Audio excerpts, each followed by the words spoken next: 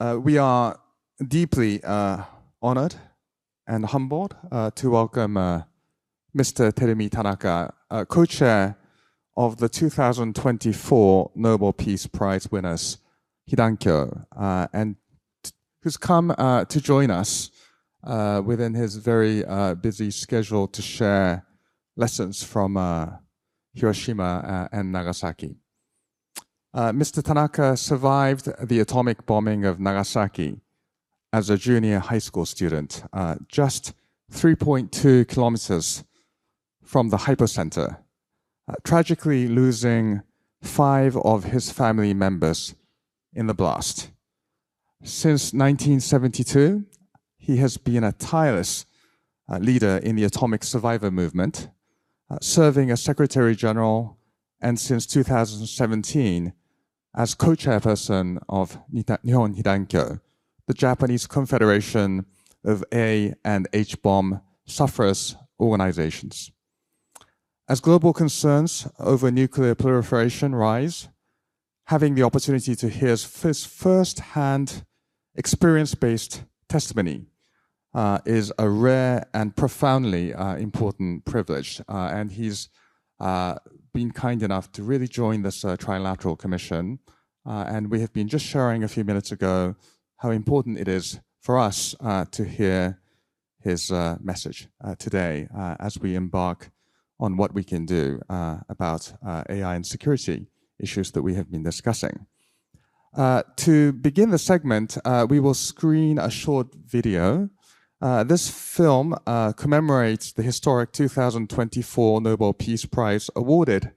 to Nihon Hidankyo, recognizing their decades of dedication to the abolition of nuclear weapons and their tireless efforts to make ownership and the use of nuclear weapons a taboo that has kept the world safe from the nuclear weapons for the last 80 years, and that we seek to continue that tradition. So please watch the video. Thank you. The Norwegian Nobel Committee has decided to award the Peace Prize for 2024 to the Japanese organization Nihon Hidankyo. This grassroots movement of atomic bomb survivors from Hiroshima and Nagasaki, also known as Hibakusha, is receiving the Peace Prize for its efforts to achieve a world free of nuclear weapons and for demonstrating through witness testimony that nuclear weapons must never be used again. In response to the atomic bombs attacks of August 1945, a global movement arose whose members have worked tirelessly to raise awareness about the catastrophic humanitarian consequences of using nuclear weapons. Gradually, a powerful international norm developed, stigmatizing the use of nuclear weapons as morally unacceptable. This norm has become known as the nuclear taboo. The testimony of the Hibakusha, the survivors of Hiroshima and Nagasaki, is unique in this larger context. These historical witnesses have helped to generate and consolidate widespread opposition to nuclear weapons around the world by drawing on personal stories, creating educational campaigns based on their own experience, and issuing urgent warnings against the spread and use of nuclear weapons. Thank you for your attention to the video. Mr. Tanaka will make his remarks in Japanese. There is a simul-translation unit in front of you. Please use channel 2 to have English. One other note is that, as you know, the Trilateral Commission is Chatham House rule. But this is a message that we do want to get out to the world. It is on record and it's being recorded, and we will use it in our work as we move forward with the trilateral work. So with that, please Welcome, Mr. Tanaka. 田中さん、よろしくお願いいたします。ご紹介いただきました田中照美でございます。何から話かいいか分からないんですけども、原子爆弾が広島、長崎に投下されましたときは、私どもはどういう爆弾かっていうのは全く分からなかったんですね。それで、私は13歳でしたけれども、もう13歳ですと戦争に参加するという気持ちが、日本ではもうございました。で、しかし沖縄が占領されるという状況まで来ておりましたので、その戦争でもう私も死ぬだろうというふうに、想像はしておりました。しかし、原子爆弾を体験、するまでですね、戦争というのがそういうところまで来ているということは私は考えたことがありませんでした。で、どういうものかっていうのをちょっとお話しいたしますけど、皆さん十分ご存知だと思うんですけども、一つの大きな大砲、あるいは爆弾の被害は、大きな建物を一つ壊して、何十人かの人がそこで死ぬと。今のウクライナの戦争なんかを見ているとですね、想定がつくのが普通の戦争でございます。しかし、原子爆弾の場合は全く質が違います。私は質が違うというふうに申し上げ、量的なものではなくて質が違うということを言っております。それは突然予告もなしに一発の爆弾で何十万人の人々を殺すことができるということであります。実際に広島で落とされた原子爆弾は広島の市民たちを14万人、5ヶ月間の間に14万人を殺した。で、5ヶ月ということはですね、原子爆弾が放射線を放出するために、それがどういうものか、どういう被害を人間に与えるかということを知らないでいて、5ヶ月間の間に毎日その放射線による死者が出ていったわけですね。ですから5ヶ月間の間の死者をカウントして14万人。長崎の場合は7万人が一発の爆弾で殺されていったということであります。で、もう一つはですね、戦争のための被害でありましたので、アメリカは原子爆弾を投下したことによる被害が日本の国民、日本は敗戦するわけですけども、日本の国民、それから世界の人々に、知られることを恐れたというふうに私どもは考えておりますが、被爆者たちが自分たちの被害を口外する、口で喋ること、訴えること、そういうことを7年間禁じました。占領期間が7年間あるんですけども、被爆者がどういう被害が原子爆弾で起こるかということを人々に語ることを禁じました。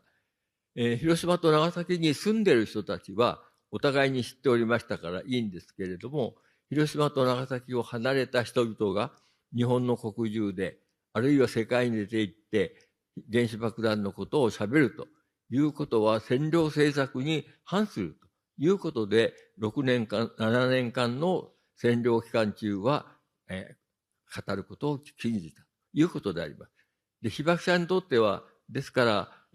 自分の被害がどういうものであったか、どんなに非人道的なものであったかということを訴えたくてもですね、誰にもそれを訴えることができないまま、得体の知れない放射線による病気で苦しみ、あるいはその病気で亡くなるということを7年間耐えざるを得なかったということであります。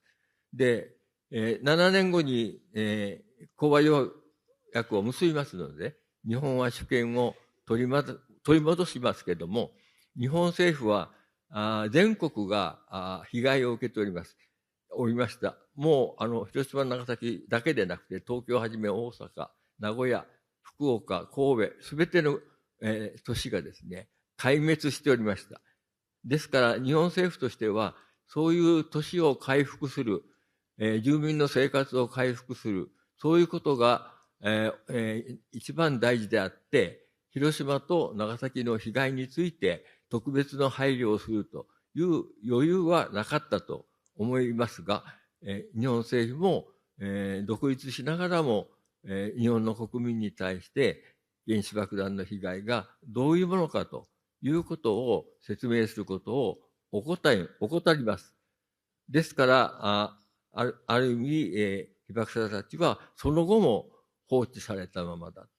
何らの手当ても受けなかったということが続きました。それで、原爆の被害について日本の国民あるいは世界の人々が知るようになったのは、日本のマグロ漁船が西太平洋で漁業をやるわけですけども、そのマグロ漁船がアメリカだけでなかったかもしれませんけれども、アメリカの水素爆弾、新しい爆弾だったわけですが、水素爆弾の実験による放射能に汚染をするわけです。で、乗組員、第五福竜丸の場合は、乗組員23人全員が急性放射線病にかかる。それから取ったマグロが全部、放射化されたサンゴ礁ですね。サンゴ礁の粉々によって汚染される。ということで、漁船員は病気になるし、取ってきたマグロは、これは一艘じゃなくて、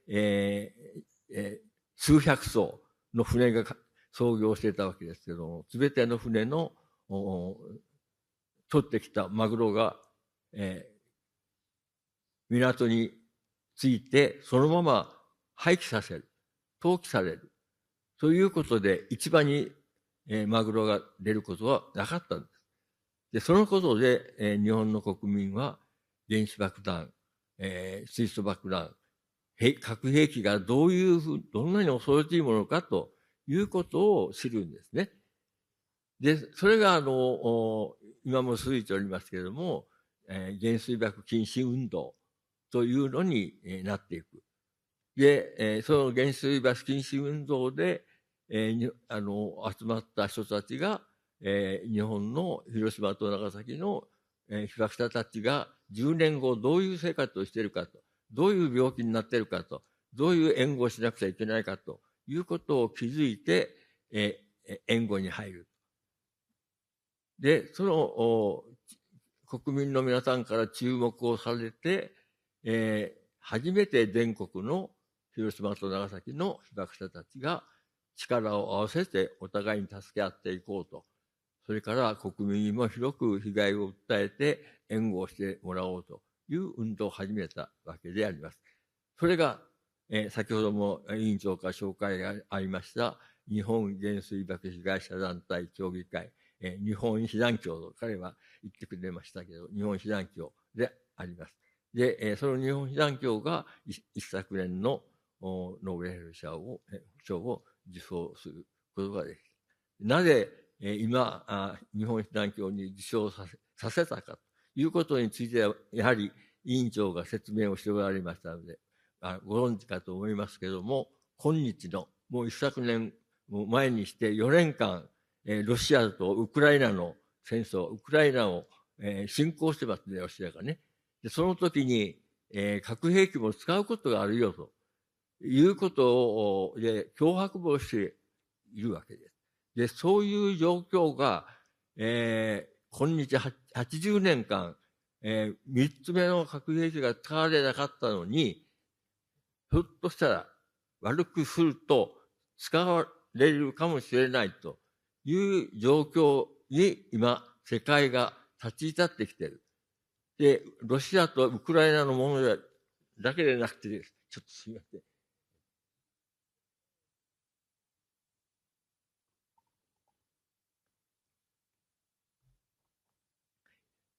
イスラエルとガザの問題ですね。もありますし、それからその後アメリカとイランの問題。イランの場合は核兵器は持っていないことになっている。アメリカは核兵器を持っているんですけども、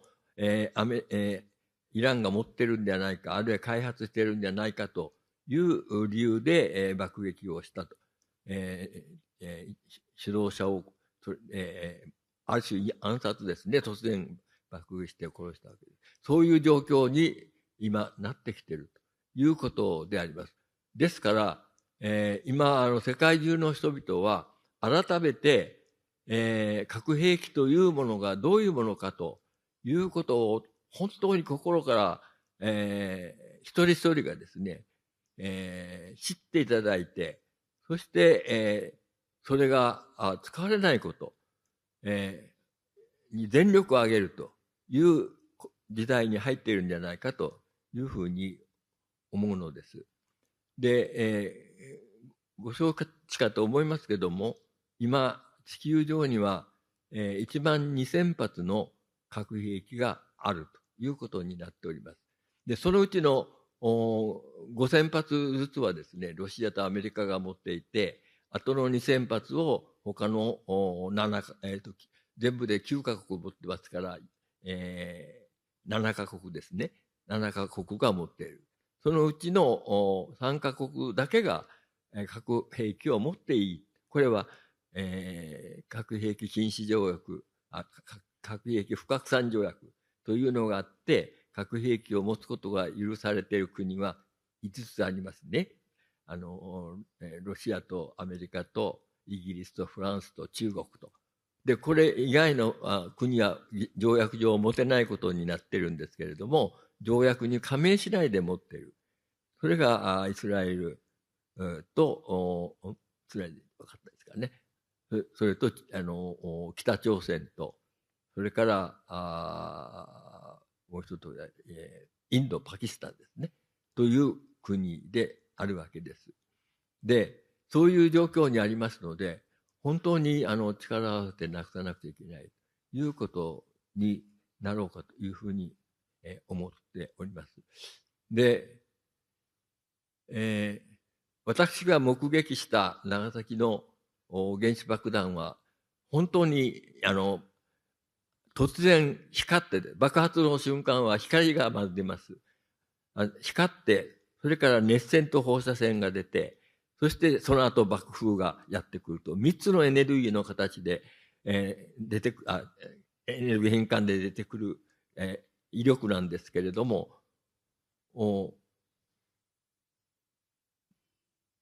空中で爆発させた威力は、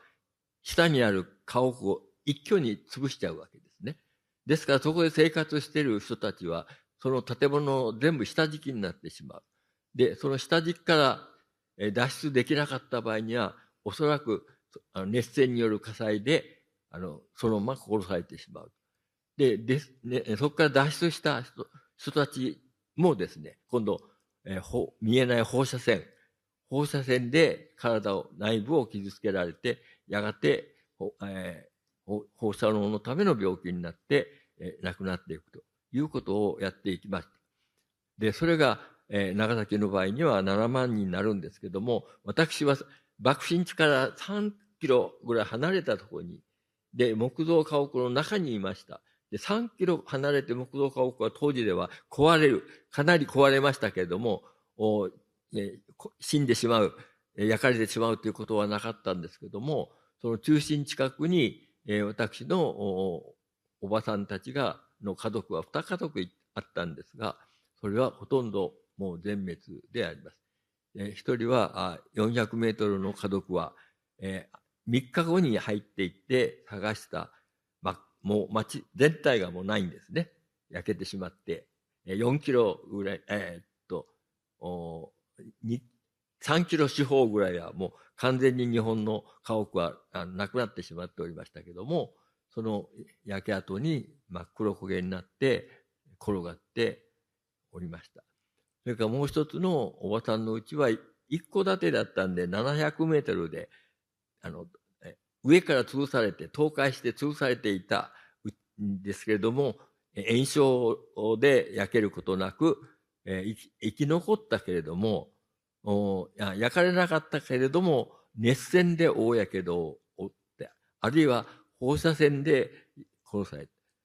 ということで、おばさんとおじいさんは、ね、大やけどで、私が行った時に亡くなったので、のっぱらでダビに付しました。おじいさんは大やけどでまだ生きておりましたけれども、その後2、3日して、大やけどが原因でない。おじさんは元気でそこにいなかったんですけれども、10日ぐらいした後にですね、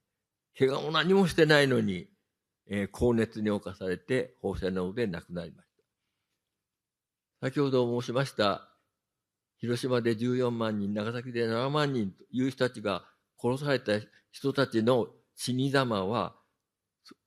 みんな私のおばさんやおじさんやおじいさんたちが死んでいった姿と同じ姿で亡くなっていったということであります。で、私は、まだ核兵器、核兵器と長い間言っておりましたけども、ここ1、2年、核兵器は兵器という名に値しないですね。兵器ではない、もはや。戦争というのは国と国と争うんですけども、一発で何十万人を殺していいという戦争があるのかと。それで勝った国っていうのは何をするんだと。ね。何十万人の敵の人を殺して勝ってもそれで許されるのかどうか。私は今許されないというふうに思っております。だから、かつて80年前にアメリカが広島と長崎に投下したことは、人道的には絶対に許されないことだというふうに思います。ただ戦争でしたから、アメリカを非難する人はそんなにはいなかったし、何の国際条約上の、責任も負わされておりませんけれども、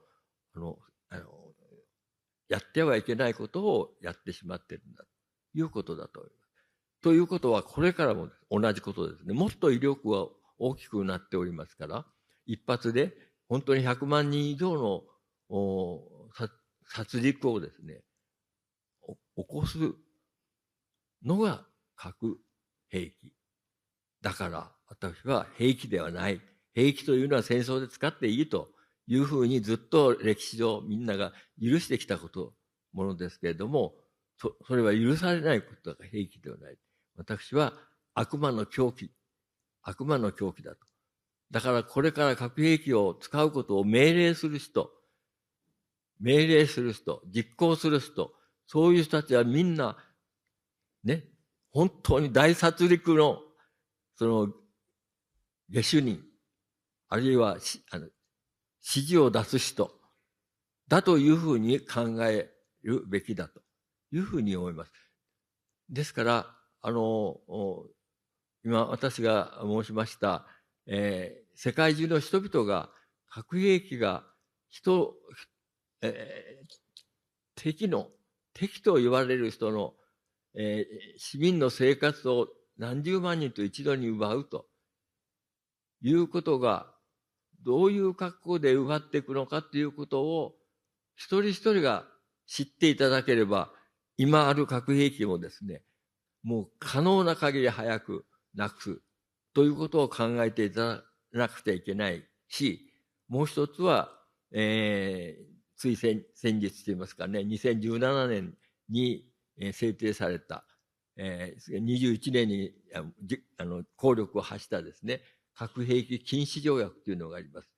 核兵器を持っている国、あるいはその同盟国は、その禁止条約にどこにも入っておりません。日本もアメリカの核によって、核の抑止力で守ってもらっているというふうに日本の政府は考えている。日本の国民も考えて思っておりますが、そのためにその禁止条約には賛同もしなかったし、署名もして加入もするとやっていることを、やっておりません。ですから、一番近いのはですね、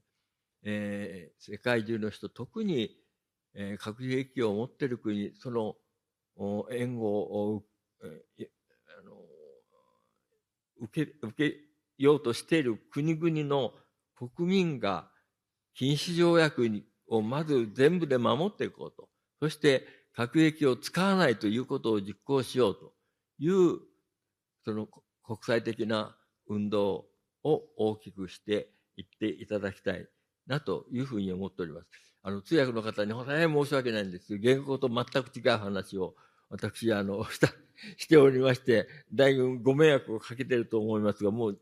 時間も危なくなってきたんですね。そういうことでありまして、日本被団協は、ですから自分たちが体験した非人道的な核兵器、私に言う悪魔な狂気を、その世界中からなくすためにどうしたらいいかということを、運動として80年、結成されてから70年なので、70年間やってきた。その中心は国連に置いてきた。ですから国連の場で証言をする。あるいは国連の場で被害を展示する。写真を展示する。それと同時に国民の間の集団に、証言をしていくということをやってきたのであります。言語と全く違うお話をいたしましたけれども、本当に今日お集まりの皆さんが、私が話した兵器をやはり地球上からなくすべきだというふうに理解して、あるいは感じ取っていただければ大変ありがたいと思っております。通訳の方、申し訳ございませんでした。どうもありがとうございました。田中さん、ありがとうございました。So, if everyone could stand and thank Mr. Tanaka and show him off the stage. Thank you so much. どうぞ。